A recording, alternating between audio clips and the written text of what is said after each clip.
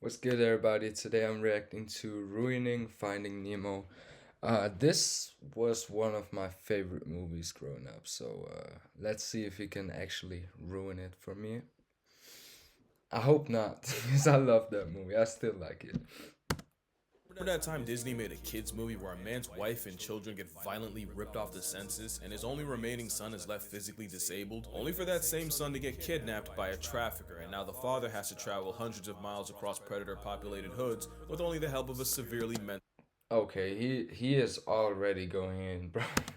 handicapped woman. I see where this is Yeah, going. Finding Nemo is crazy. I'm gonna destroy your favorite movie with science, and here's a challenge: take a shot or a hit, because 420. Every time a main character should have become a chalk outline. Your grandkids will be in AA at the end. So it starts Yeah, I don't drink or smoke, so the Barracuda clapping virtually Nemo's entire bloodline, and here's where we get our first problem. Barracuda don't eat clownfish or their eggs, but you know who do? Clownfish themselves. Clownfish have been known to spawn kill wait, what? They're like cannibals? eat their own eggs, so Nemo's mother would have been infinitely more of a threat to him than any barracuda could have been. Now, to be fair, if you ask the clownfish how they like their eggs, they'd probably say unfertilized, because those and damaged ones are the ones they'd usually eat, i.e. the ones that wouldn't make it anyway. But that goes against my narrative, so I'm gonna disregard it. The other element to address is how clownfish breed. Clownfish are sequential hermaphrodites, where every clownfish is born a male, and the biggest, most him male will transition into a female when the opportunity arises. What? Such an opportunity would be if a hypothetical barracuda took the alpha female on a dinner date with Batman's parents. That void would get filled by the biggest male clownfish in the area, and his spot would get filled. So, wait. Basically, they eat their own babies and then they can just turn into a woman when they need one? Is that. Bro, Clownfishes are weird, bro. I didn't know any of that. By the second biggest male, and the two would proceed to mate with each other. And since the only clownfish we see in the entire movie are father and son, I'll let you fill in those dots. Clownfish aren't the only fish that switch teams. The Asian sheepshead wrasse does the same, but in reverse. They go from female to male. Although with a face for radio, you will not see them on a movie poster. If Yeah. Nemo and Marlin having the worst form of family therapy wasn't bad enough, there's a good chance Nemo wasn't ever even alive. What if I told you Nemo means no one in Latin? Which means the movie title makes the theory that Marlin married Itachi suddenly gained legs. He also could have been named after Captain Nemo from 20,000 Leagues Under the Sea. But that goes against my narrative, so I'm gonna disregard it. Yeah. It's easy for facts to get lost in favor of a better story, and if you don't know where to look, you'd have no way of knowing. Like, you They're may have cute, heard that the though. administration started putting tariffs on penguins. Now, personally, I think it's been time those business chickens ponied up. They've had it too good for too long. Nemo's mom passed tense to her progeny, and his father's going Marlin to Marlene as soon as he gets off screen. Alright, so Nemo is going to school, and when we get there, we meet these guys. And I remember, as a kid, I was not sure what Pearl was. Well, she's a young flapjack octopus. They're remarkably adorable in real life. Problem is, if this were real They're life, not. she'd be a lot less cute. The flapjack can be found in depths as far down as 1,500 meters, What is or 100 that, meters bro? short of a mile, or about 3.5 Empire State Buildings. And since this pink propeller hat can withstand crushing pressure, if she existed where Nemo that could see her, an eye? she would be turned into disfigured mush. Think Bro, this thing looks like a minion. about getting pulled out of their habitat turns a normal-looking blobfish into a deflated, misshapen whale fetus. There's a whole course that got memed, and Pearl being where the sun shines would reduce her to flamingo vomit. Also, at one point, Pearl says this about her arm.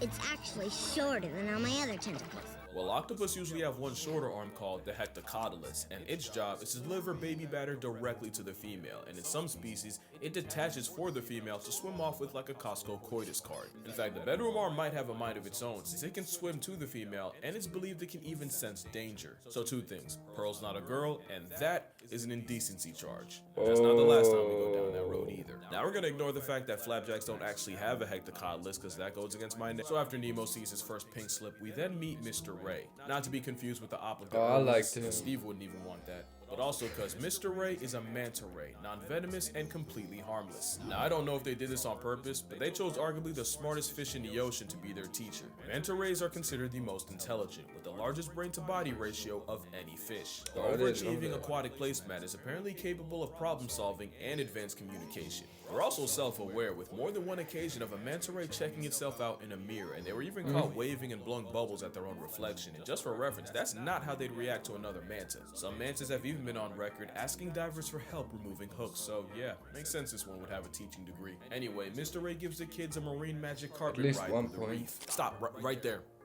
As a kid, it used to drive me crazy that I didn't know what that was. Years later, I have the answer. Spanish dancer. This Pacific pancake is a nudibranch, aka a type of giant sea slug, and a species known as a Spanish dancer, named after the flowing frills of a flamenco performer. It looks a lot like what SpongeBob got caught watching in 4K, and ironically, sponge is what they eat, and they'll actually steal their toxins for their own use. It's essentially cultural appropriation with poison. They also play for both sides, but unlike clownfish, they're born with both equipment. Now for how they use it, well, sometimes two slugs will donate nativity nectar to each other and head on their way. Some sea slugs have two penile appendages, one for delivering baby batter, and the other to stab their partner through the head to release a substance believed to brainwash the receiver into accepting their love juice while internally rejecting that of a rival. How do Spanish... Oh, stop. I will never watch Nemo again like I used to, bro. Nah, you just fucked it up, bro. You just do it? I don't know. I honestly stopped looking because I can only read the words traumatic insemination so many times. Also, in the movie, that specific dancer has a name. Canonically, it's Maria. Or I guess Mario. I guess both. So anyway, you know how the story goes. Eventually they get to the drop-off, the kids start doing the type of shit that got Harambe packed, and Nemo decides he really wants to live up to his name and gets himself kidnapped. His father tries to save him, but gets flashbanged by a camera. And yeah, that's accurate. A camera flash might not kill a fish, but it's severely disorienting and like a forced factory reset. That's why they say no flash photos in an aquarium. One time a tuna mistook a flash for a fish and proceeded to one-shot itself into the glass in front of several children. So I take it back. I guess it could have murked Marlin if it made him split his skull in a piece of coral. A little while after that, we get to Dory. She's a regal blue tang and a species of surgeonfish that gained a lot of clout from the movie. It's with a caudal spine that extends whenever the fish is stressed, meaning Dory has a built-in prison shiv. Not only can it cause severe pain and deep cuts, you're also liable to catch a nasty bacterial infection. That's why they're called surgeonfish. Because they will cut you. Dory will also conceal carry a toxin called ciguatera, and poisoning can lead to migraines, trouble breathing, and hallucinations. So yeah, the beloved Disney character can be a real headache to deal with in real life, although to be fair, I've heard the same said about her voice actor. Not long after that, we meet Bruce, and considering he expeditiously kidnaps and essentially escorts them to an underwater white van, he might just be a predator in every sense. But when we see all three sharks, they swear by vegetarianism. We also see this guy. Remember him, he's gonna be important. Now, there actually are vegetarian sharks. More than half of the bonnethead shark's diet is seagrass. It turns out whale sharks eat a massive amount of green. But considering we're talking about a great white, a hammerhead, and a mako, the only thing saving a clownfish and a blue tang is they're technically too small to even be worth the effort. Also, when Jaws cries about never knowing his father, it's because many sharks exhibit multiple paternity, where one litter can have several fathers. Shark Mommy's womb is like a baby batter bouillabaisse, where paternity is like a lottery system. That was really gross. I'm gonna tone it down. But yeah, Bruce has no way of knowing who his father is. But it could be worse. Baby sand tiger sharks will cannibalize their siblings while in utero. And we know that because one time a scientist tried to slide his hand inside a pregnant shark's nookie and almost got his finger bit off. Okay, so later on, Marlin and Dory decide to dive shark's nookie and we know that because one time a scientist tried to slide his hand inside a pregnant shark's nookie and almost got his finger bit off. Okay, so later on, Marlin and Dory decide to dive into God's blind spot. Now, ignoring the fact that the pressure should have popped their eyes out and pushed their organs out of their mouths, they nearly get sent to a Tupac concert by...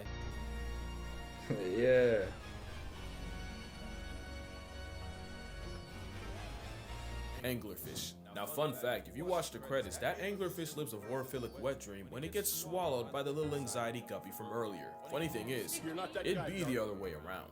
Anglerfish can distend their jaws and stomach and swallow prey physically bigger than they are. They extend so far that it inspired one man to pleasure himself with a dead anglerfish's stomach, which promptly sent him to the hospital. Should have sent him to solitary confinement. That is a hell of a hear me out, the kind that should forfeit your right to human contact. It's not long after that we meet a lot of 90s kids' first introduction to rage bait. If these moonfish were humans in 2025, They be kick streamers. In real life, fish will use this shoaling strategy to intimidate I predators like using the hive those. mind I method. oh I've seen this video before. Obviously, everybody's seen this.